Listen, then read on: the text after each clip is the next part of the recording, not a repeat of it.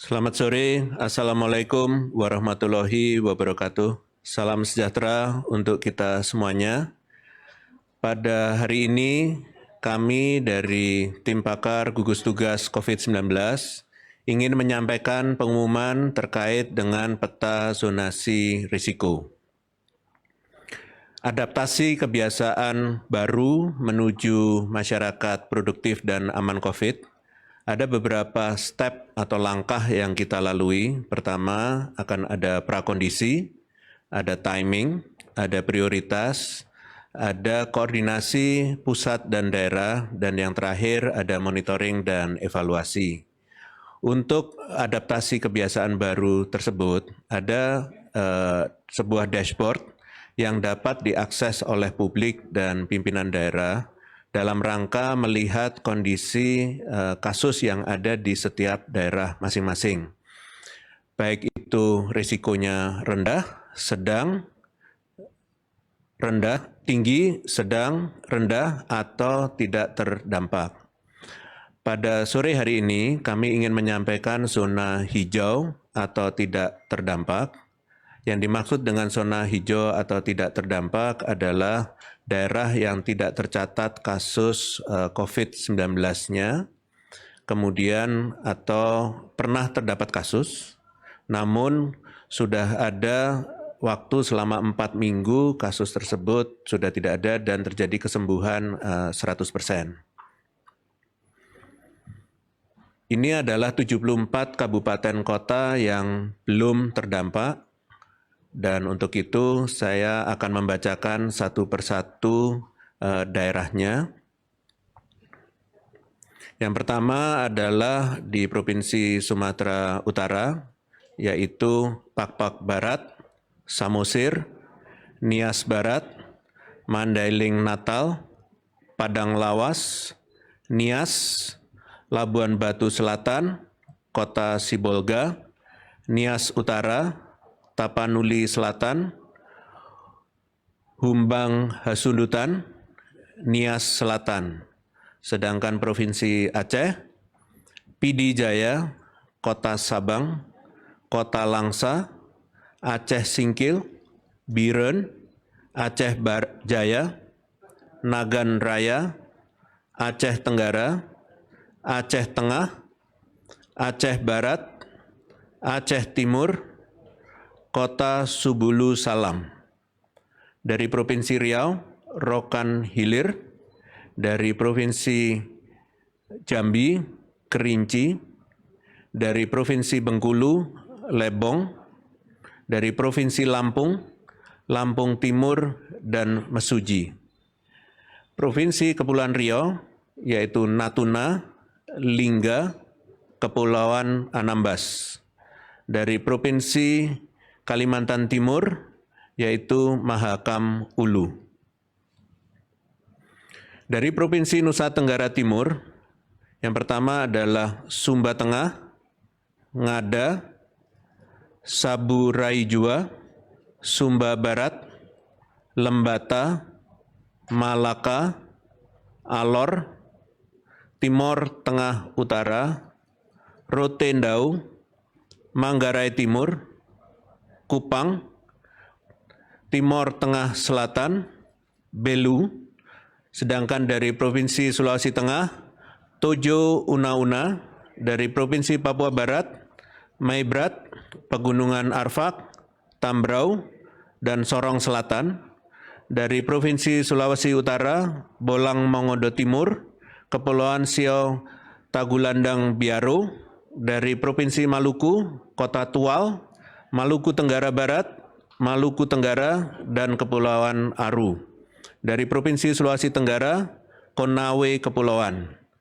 Dari Provinsi Papua, Yahukimo, Mapi, Dogiya, Paniai, Tolikara, Yalimo, Deya, Puncak Jaya, Mambramo Raya, Nduga, Pegunungan Bintang, Asmat, Supiori, Lani Jaya, Puncak, dan Intan Jaya. Sedangkan ada beberapa daerah yang telah mampu meredam COVID-19 untuk menjadi kabupaten kota zona hijau. Ini artinya pada kabupaten ini dahulunya adalah dari zona oranye atau kuning yang mampu untuk berubah menjadi hijau karena selama 4 minggu tidak ada penambahan kasus baru.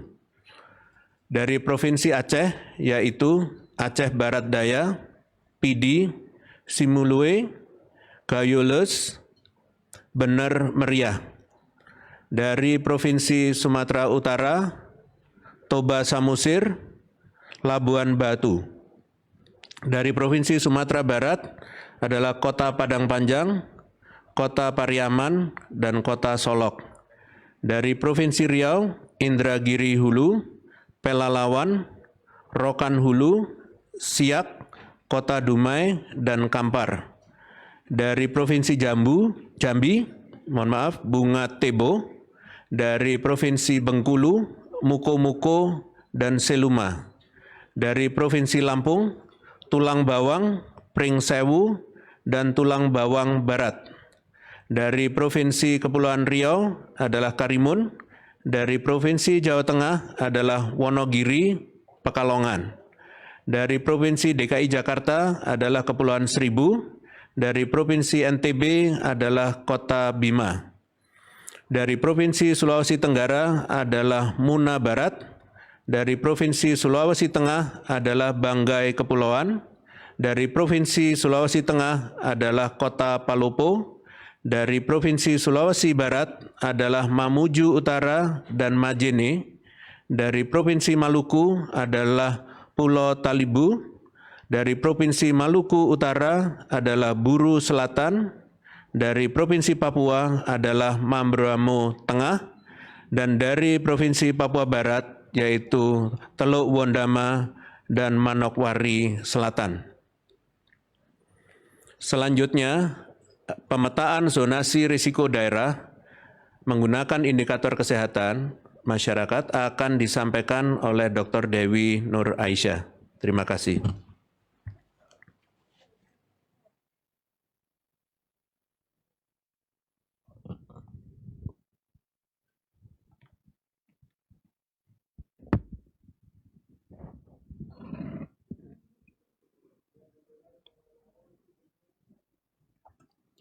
Assalamualaikum warahmatullahi wabarakatuh. Selamat sore dan salam sejahtera untuk kita semua.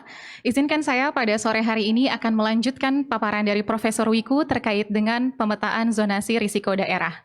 Sebagaimana sudah disampaikan pada akhir Mei 2020 terkait dengan indikator kesehatan masyarakat yang digunakan untuk memetakan zonasi risiko daerah berdasarkan data-data yang kita miliki. Kita menggunakan 15 indikator kesehatan masyarakat yang terbagi menjadi 11 indikator epidemiologi, 2 indikator surveillance kesehatan masyarakat, dan 2 indikator pelayanan kesehatan. Ada satu tambahan atau indikator pengganti yang kita gunakan, yaitu adalah persentase kasus sembuh untuk menghitung sudah seberapa banyak orang yang sudah terpapar oleh COVID-19 kemudian dapat sembuh di sebuah wilayah. Semakin baik angkanya mendekati 100%, tentu akan semakin tinggi scoring yang kita keluarkan. Kemudian terkait dengan kategorisasi risiko kenaikan kasus, sebagaimana sudah disampaikan, seluruh indikator akan kita berikan scoring, kita berikan pembobotan, lalu dikategorisasi menjadi 4 zona risiko warna. Yang pertama adalah zona risiko tinggi, sedang, rendah, dan tidak ada kasus. Untuk pada saat ini yang sudah disampaikan oleh Profesor Wiku, untuk zona berwarna hijau kita update analisisnya di pekan ini. Jika dahulu kita menyampaikan zona hijau hanya untuk kabupaten kota yang tidak terdampak, namun pada saat ini kita sudah menambahkan analisis bahwa kabupaten kota yang sudah pernah terdampak, namun berhasil tidak ada penambahan kasus dalam waktu 4 minggu terakhir dan angka kesembuhan mencapai 100%, artinya tidak ada yang meninggal, akan dapat bergerak kembali menuju zona berwarna hijau. Kemudian terkait dengan zona risiko merah, orange ataupun kuning, kalau misalnya kita berikan sebuah soal, ada 100 soal, untuk zona yang mendapatkan resiko rendah, artinya mendapatkan nilai 20% teratas, yaitu nilainya 81 sampai 100. Sedangkan untuk kabupaten kota dengan resiko sedang, nilainya adalah 61 sampai dengan 80.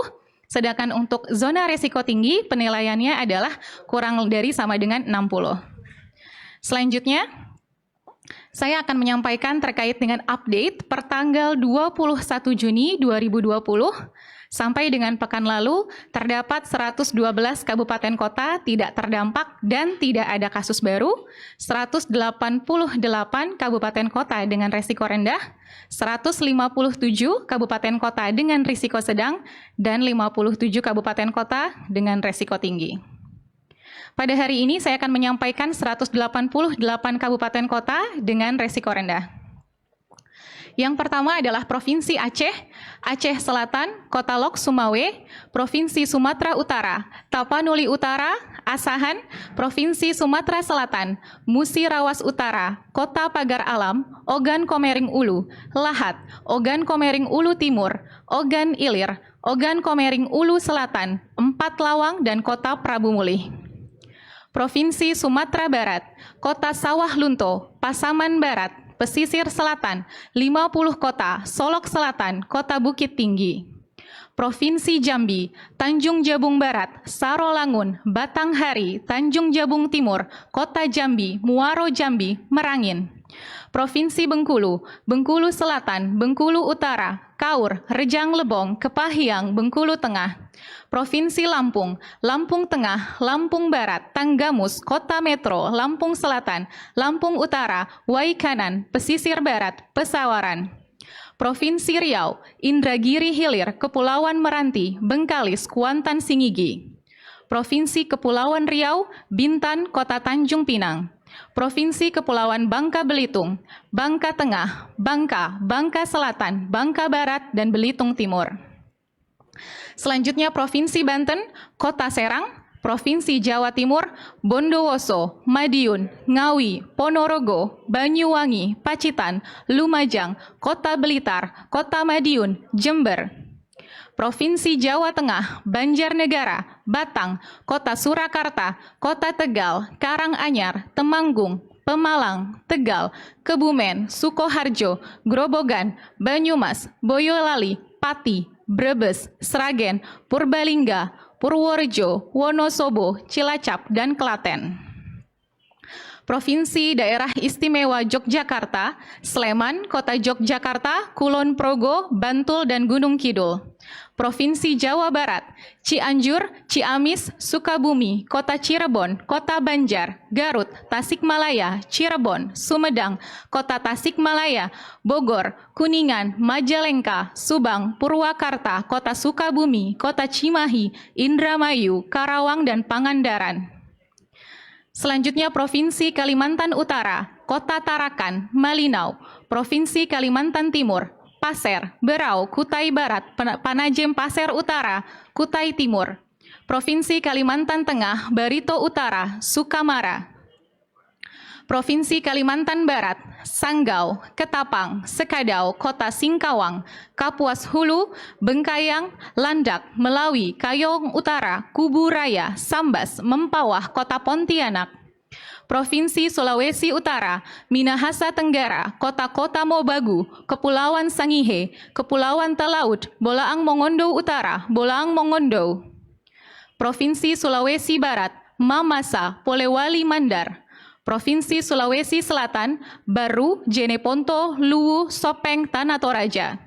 Provinsi Sulawesi Tenggara, Konawe Selatan, Buton Utara, Buton Selatan, Kota Kendari, Muna, Konawe, Konawe Utara. Provinsi Sulawesi Tengah, Banggai, Banggai Laut, Donggala, Kota Palu, Morowali, Morowali Utara, Parigi Motong, Poso, Toli-Toli.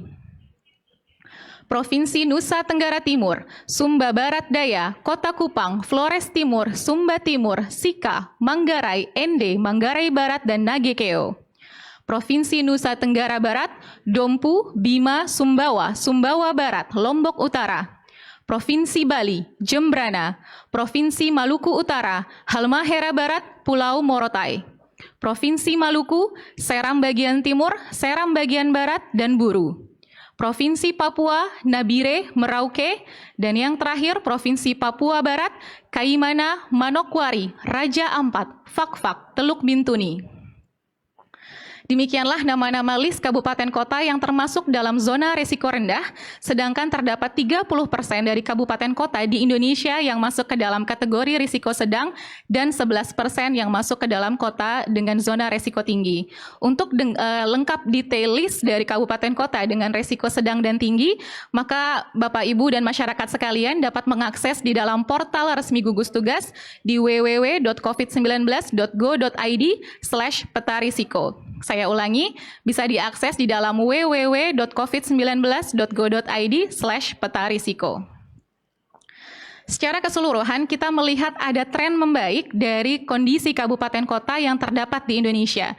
Per akhir Mei 2020, kita melihat terdapat 108 kabupaten kota dengan risiko tinggi, sedangkan terjadi perbaikan dan pergerakan sehingga jumlah dari kabupaten kota yang tidak terdampak atau dengan risiko rendah dari mulai 46,7% bergerak menuju 52% dan terakhir pertanggal 21 Juni mencapai 58,37%. Saya ingin mengingatkan bahwa sampai dengan pekan lalu, pertanggal 21 Juni, terdapat 308 kabupaten kota yang tidak ada kasus meninggal COVID-19 sama sekali. Di luar tidak ada terdampak maupun tidak ada kasus baru, itu artinya ada 196 kabupaten kota yang dapat menyusul untuk bergerak menjadi zona hijau. Terakhir, saya ingin sampaikan pesan, keberhasilan hanya bisa didapatkan melalui peluh perjuangan, kedisiplinan dalam melakukan perubahan, gotong royong sebagai nilai yang diimplementasikan. Mari kita hidup lebih sehat, hidup lebih taat, menuju Indonesia makmur dan bermartabat. Sekian dari saya, wassalamualaikum warahmatullahi wabarakatuh.